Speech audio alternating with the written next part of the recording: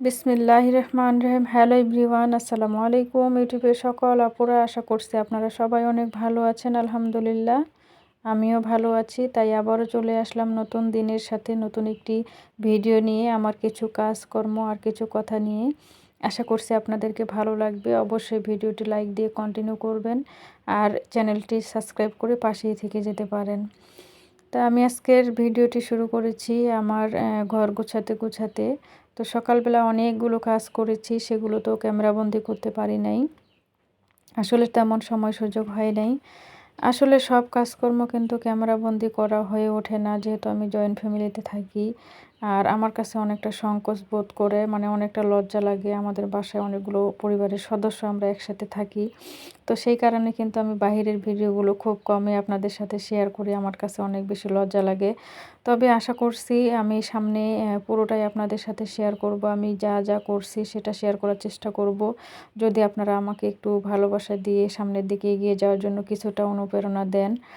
তো যাই হোক, আমি এখন বিছানাটা কিন্তু ঝেড়ে নিলাম ভালোভাবে। তো বিছানাটা ঝেড়ে নিয়ে কিন্তু আমি এখন বালিশগুলো ঠিক করে নিচ্ছি। আসলে একজন গৃহিণী তার সংসারের জন্য সারাদিনে কত যে কাজকর্ম করে সেটা কিন্তু সেই গৃহিণীটাই জানে, তাই না? আমাদের কিন্তু সারাদিনে কাজকর্মের শেষ নেই। তো এই দিক দিয়ে দেখেন, আমার ওয়ালের মধ্যে আমার ছোট্ট মেয়েটা কি কি চক দিয়ে লিখে রাখছে। তো এগুলো কিন্তু অনেকটা খারাপ দেখাচ্ছে, তো সেই কারণে একটা কাপড় ভিজিয়ে নিয়ে আসলাম। আর সেগুলো চকের যে লেখাগুলো সেগুলো কিন্তু আমি মুছে দিলাম। আসলে ছোট মানুষ যেখানে সেখানে লিখে। আর ওই যে দেখেন যে কালো দিয়ে কালি দিয়ে লিখছে, সেটা হচ্ছে আমার বড় মেয়ের কাজ, ওটা তো উঠে না। আর আমার ঘরগুলোর অবস্থা কিন্তু অনেকটা খারাপ হয়ে গেছে, তো রংটা অনেক বেশি একেবারে মানে চলে না, এরকম একটা অবস্থা হয়ে গেছে। রোজার ঈদেই কিন্তু ঘরগুলো রং করার জন্য প্রস্তুত ছিলাম, তো পরে আর হইল না রং করার। তো আসলে আমরা যারা মধ্যবিত্ত পরিবারের গৃহিণীরা আছি, আমাদের কিন্তু অনেক কিছু ভেবেচিন্তে একটা কাজ করতে হয়। তো এইবারে নিয়ত করেছি যে কোরবানি ঈদের আগে ঘরগুলো রং করবই, কারণ আমার কাছে একবারে খুবই বিশ্রী লাগতেছে, খুবই খারাপ লাগতেছে। তো ইনশাআল্লাহ যদি সম্ভব হয় আমি ঈদের আগে তো করবই, এটা আমি পরিকল্পনা করেই রেখেছি। আপনারা সবাই আমার জন্য দোয়া করবেন। আসলে আমাদেরকে যে কোনো একটা কাজ করতে গেলে অনেক দিন থেকে প্রস্তুতি গ্রহণ করতে হয়, তারপর কিন্তু সেই কাজটা করতে হয়, জানেন? এই হলো আমাদের মধ্যবিত্ত পরিবারের আসলে এক একটা পরিবারের যে চলাফেরা বা তার পরিবারের যা কিছু আছে সেটা কিন্তু সেই একমাত্র বোঝেতে, যে সে তার সংসারটাকে কিভাবে ম্যানেজমেন্ট করে, কিভাবে চলে, সেটা কিন্তু সেই জানে, তাই না? সেটা কিন্তু অন্য কেউ কখনোই বুঝবে না। তাই যে যার সংসারের ভালো মন্দ সেই কিন্তু ভালো বুঝবে। তো আমি কিন্তু ফ্রিজের উপরের অংশটা একটু কাপড় দিয়ে মুছে নিলাম, আর এই দিক দিয়ে শোকেসটার যে উপরের অংশটা সেটাও কিন্তু একটু কাপড়টা দিয়ে মুছে নিচ্ছি, কারণ অনেক ধুলাবালু কিন্তু জমে যায়। তো সেই কারণে আসলে এত ধুলাবালু যে কোথা থেকে আসে, তো সেগুলো কিন্তু প্রতিদিনই মুছতে হয় একটু একটু করে। তো সেটাই কিন্তু আমি একটু মুছে নিচ্ছি। আসলে গৃহিণীরা সংসারের কিন্তু সারাদিনে অনেক কাজকর্ম করে থাকে। দেখবেন যে আমাদের কিন্তু একেবারে আজারই নেই, আরাম-আয়েশ নেই। আমরা এটা নয়তো ওটা, ওটা নয়তো ওটা, আমাদের কিন্তু কাজ থেকেই যাচ্ছে। দেখবেন যে একটু যদি বসেন আপনি, তখন মনে হবে যে ওই যে ওইখানে একটা কাজ পড়ে আছে, এটা যদি এখন করতাম, দেখবেন যে আবার তখন উঠে আপনি সেই কাজটা করবেন। মানে যে কোনো কাজ যদি পড়ে থাকে তখন মনে হয় যে মাথার মধ্যে মনে হয় যে বোঝা হয়ে আছে, সেই কাজটা কতক্ষণ আমি করতে পারবো, কতক্ষণ সেই কাজটা আমার করা শেষ হবে, ততক্ষণ না পর্যন্ত মাথার একবারে ঝকঝক হবে না। আমার কাছে কিন্তু এইরকমই মনে হয় আসলে। আসলে আপুরা, আপনাদের সাথে আমি মন খুলে কথা বলতে চাই, সেটাও কিন্তু বলতে পারি না, কারণ কি একটা বাজে পরিবেশ, মানে অনেক বেশি আওয়াজ আসে। আর আমি আমার ভিডিওর মধ্যে যে ভয়েসটা দিই সেটা কিন্তু যে কতবার থেমে থেমে আমাকে দিতে হয় সেটা শুধু আমিই জানি। আসলে ভয়েসটা যদি একবারে পুরোপুরি দেওয়া যায়, সেই ভয়েসটা কিন্তু অনেক বেশি সুন্দর হয়, আর কথাগুলোও সুন্দর হয়, সব কিছুই কিন্তু ভালো লাগে, তাই না? তো আমি আর ভয়েসটা আমি কিন্তু প্রতিদিন দিনের বেলাতেই দিই, কারণ রাতের বেলাতে আমি দিতে পারি না।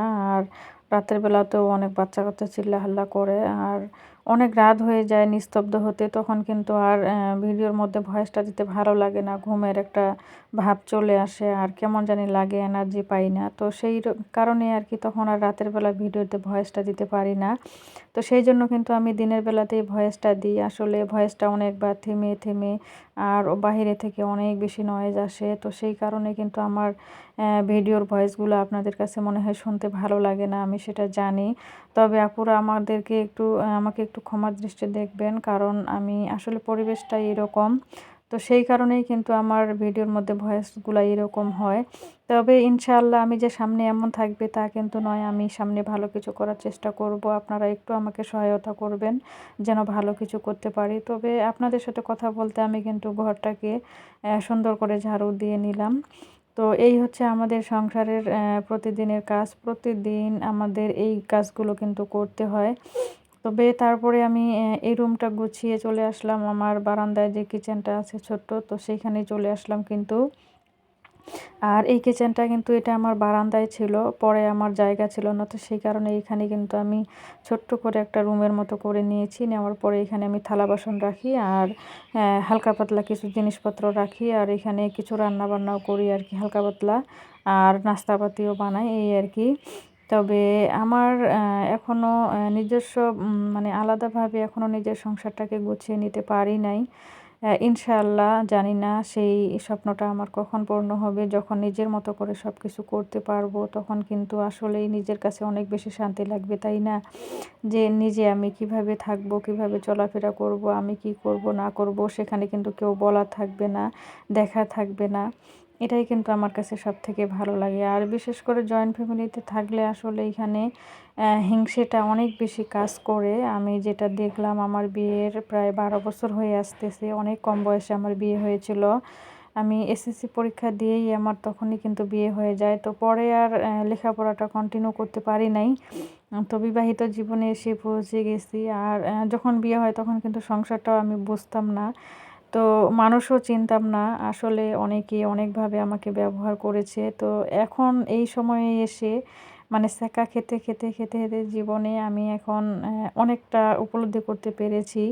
ভালো মন্দ কোনটা কী আমি সব কিছু কিন্তু এখন মানে সংসারটা যে কী জিনিস সেটা কিন্তু এখন এই সময়ে এসে বুঝতেছি। এখন আমার কাছে মনে হয় কি জানেন, যদি আমি সেই আগে যদি আমি এখনকার মতো বুঝতাম তাহলে হয়তোবা আমার জীবনে আরও ভালো কিছু হতো এতদিনে। তো যাই হোক, যেই দিনগুলো চলে গেছে আসলে সময় তো মানুষকে শিখিয়ে যায়, তাই না? প্রতিটা সময় কিন্তু মানুষকে কোনো না কোনোভাবে কোনো না কোনো শিক্ষা দিয়েই থাকে। আর সেই শিক্ষাটা কিন্তু আমরা সেখান থেকেই গ্রহণ করতে পারি। যখন আমরা জীবনে কিন্তু ঠকে যাই তখনই কিন্তু শিখতে পারি, তাই না?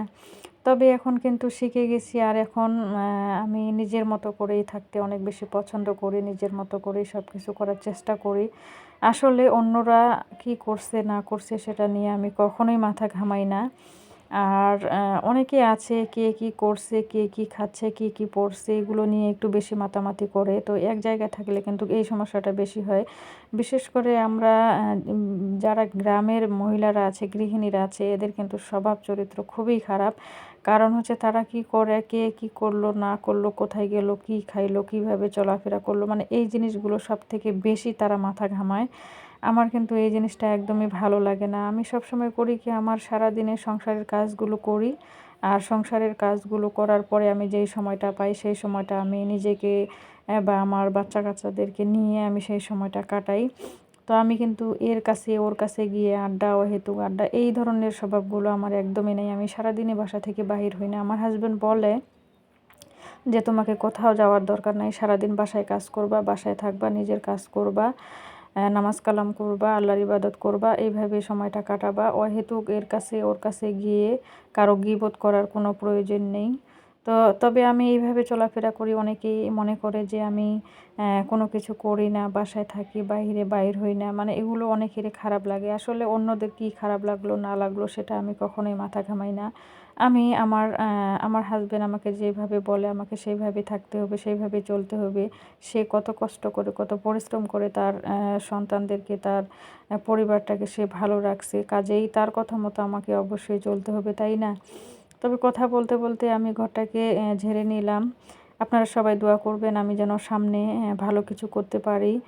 আর ইউটিউবে কিন্তু অনেক আপুদের ভিডিও দেখে আমি অনেক কিছু শিখতে পেরেছি। তো আমার কাছে এটা কিন্তু খুবই ভালো লাগে। জীবনে কিন্তু শিক্ষার কোনো শেষ নেই। তো আজকের মতো এখানেই বিদায় নিচ্ছি। সবাই ভালো থাকবেন। আল্লাহ হাফেজ। আসসালামু আলাইকুম।